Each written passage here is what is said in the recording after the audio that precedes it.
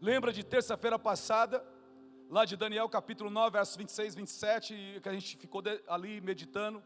O povo do príncipe que virá destruirá o templo. Quem lembra disso? E o povo do príncipe que virá, junto com o general Tito, foi que destruiu Jerusalém, queimou o templo, destruiu e saqueou o templo. E esse povo, quem é esse povo? Flávio Joséfo fala que esse povo era da região da Síria, da região da Arábia. Esse povo. Agora eu lhe pergunto para você: quais são os povos nesse mundo que odeia cristãos e judeus? Quem sabe aqui? Quais são os povos nesse mundo que decapita cristãos? Que declara morte aos judeus? Vocês sabem. Já existe muitos lugares numa região desse planeta que é proibido pregar, que é proibido ter Bíblia, que é proibido anunciar. E esse povo tem outro Deus, sim ou não? Vocês estão começando a encaixar aí? Estão começando a entender. Deus deu a nacionalidade e a naturalidade do anticristo. Naum e 11, vamos lá. Tem pessoas novas na igreja hoje, visitando. A nacionalidade e a naturalidade. Naum 1 e 11 fala sobre o anticristo. De você, Nínive, sai um que planeja o mal contra o Senhor, alguém que aconselha a maldade. Ele sai da onde? Não é o Barack Obama, não é o Donald Trump, não é o Papa, não é nenhum desses. A Bíblia fala que ele é o chifre pequeno. Por que é o chifre pequeno? Porque ele não tem proeminência. Ele não é um cara conhecido, ele não está na mídia, ele não tem milhões de seguidores no seu Instagram, ninguém está bajulando ele está nos bastidores, ele vai subir.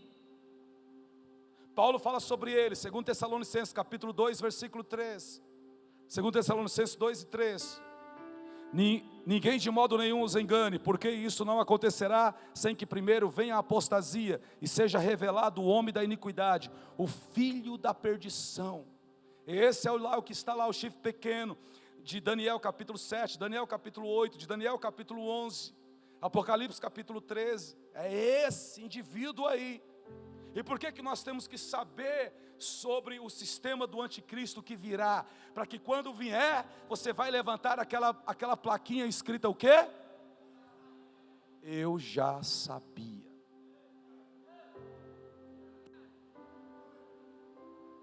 Paulo diz, quando o mundo estiver dizendo paz, paz, repentinamente virá o quê?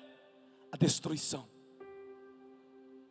É Apocalipse capítulo 6, o cavalo branco, mas ele não tem uma espada, ele tem um arco. Por que ele tem um arco?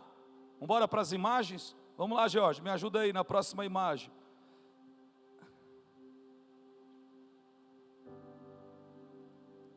A outra.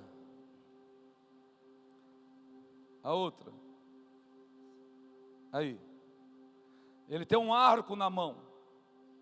O cavalo branco de Apocalipse capítulo 6, diz que quando ele vier, ele tem um arco na mão. O que esse homem tem aí?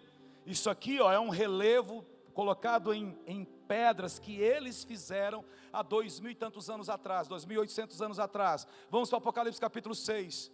Capítulo 6, verso 1, que vai falar sobre os 7 selos. Vi quando o cordeiro quebrou o primeiro dos 7 selos, e ouvi um dos 4 seres viventes dizendo, como se fosse com som de trovão, venha, versos 2. Vi então, e eis um cavalo branco, fala de paz.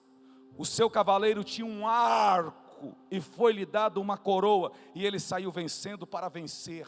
É o cavalo branco. Um ano, um tempo, 2 tempos, um tempo, 2 tempos, metade de um tempo, 3 anos e meio de uma falsa paz no mundo. Depois de 3 anos e meio de uma falsa paz no mundo, vem o cavalo preto. E olha o cavalo preto, verso 3, diz, o cavalo vermelho, perdão. Quando o cordeiro quebrou o segundo selo, ouviu o segundo ser vivente dizendo, venha, verso 4. E saiu outro cavalo, que era vermelho, e ao seu cavaleiro foi dado poder para tirar a paz da terra, e fazer com que os homens matassem uns aos outros. Também lhe foi dado uma grande espada. Umas pessoas interpretam que o cavalo branco de Apocalipse 6 é Jesus Cristo. É simples, não é. Por que não é Jesus? Porque no versículo 3 diz que o cavalo vermelho tira a paz do mundo. E aí eu te pergunto, houve paz na terra? Quando houve paz na terra? Quando, irmãos? Me diga. Teve um período lá do Éden, Adão e Eva antes do pecado, aí tinha paz. De lá para cá nunca mais teve. Então aqui não é o Apocalipse capítulo 6, o cavalo branco não é Jesus Cristo, é o anticristo. E depois de um tempo, 2 tempos e metade de um tempo, aí vem o cavalo vermelho, o cavalo preto, cavalo vermelho, guerra, o cavalo preto, a fome, o cavalo amarelo, que não é amarelo. A nossa interpretação interpreta errada, a interpretação americana interpreta mais certo, é meio esverdeado. Aqueles radicais que gostam de matar cristãos, eles colocam uma faixa. Que cor é a faixa? Fala para o teu irmão, que cor é a faixa? Que gostam de matar cristãos e judeus. Ficamos de pé, gente, a hora está indo embora. Fala comigo, meu Deus está no controle de tudo. Enquanto eles vêm, não se dispersam não. Enquanto eles vêm, eu vou continuar ainda debulhando o versículo bíblico aqui. Naum capítulo 3, do versos 1 em diante, eu vou deixar para terça-feira que vem. E diz assim: ai da cidade sanguinária, toda cheia de mentiras e de roubo, que não solta a sua presa. Naum 3, capítulo 1. Naum capítulo 3, versículo 1. 3 e 1. Ai da cidade sanguinária, toda cheia de mentiras e de todo roubo, que não solta a sua presa. Eis o estalo dos açoites, o estrondo das rodas, o galope dos cavalos e os carros que vão saltando. O cavaleiro que esporeiam as espadas brilhantes e lanças reluzentes, uma multidão de feridos, massa de cadáveres, mortos sem fim, chegam a tropeçar sobre os mortos.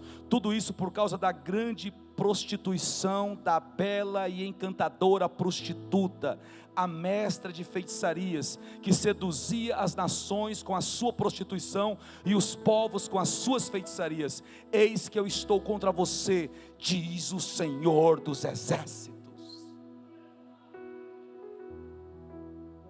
Então, lá de Nínive, que é a mãe das prostitutas, e as outras cidades são filhotinhas delas, filhas delas, que se espalhou pelo mundo a prostituição, a imundície, e o Senhor vai dar fim. Então, diante de tudo que vocês estão vendo, de tudo que está acontecendo, hoje você está vendo negócio de todes, não é? Emigues. Eu vi um vídeo, um monte de pessoas que se formou em psicologia, eles gostam de humanas, na área de humanas, e um vídeo de todos eles: eu sou fulano, amigos, você meu amigos, você todos, e não sei o que, todos, sou psicóloga, nada contra a sua profissão, mas pelo amor de Deus, quer mudar o português, meu irmão? Você está com a cabeça onde? Você está precisando procurar um psicólogo. Essas pessoas estão precisando procurar um psiquiatra, um psicanalista, um psique. Estão precisando procurar psicólogos. Porque que coisa é essa? Amigos, todos. Para com isso, meu irmão. Amigo, amiga. Todos. Não é todos. Quer trazer uma nova linguagem. O português está errado. É racismo. Isso tem nome. Idiotice. Já escreveram lá no passado os comunistas: idiotas úteis.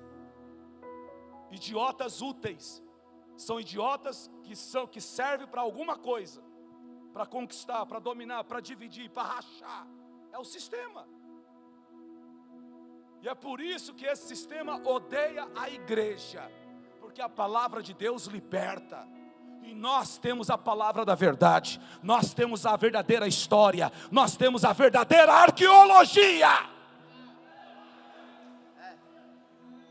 A Bíblia fala sobre Senaqueribe. Está aí a imagem, Jorge. Tem o nome dele ainda, ó, de Senaqueribe. Eita, já pegou, foi. Parabéns, Jorge.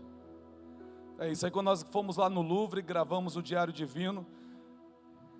Agora dá para perceber, aquele homem ali sou eu, tá, gente? Então você vê que não é mentira, tá? Pelo menos tá ali, sou eu. Tá aí as imagens que os arqueólogos encontraram, tá?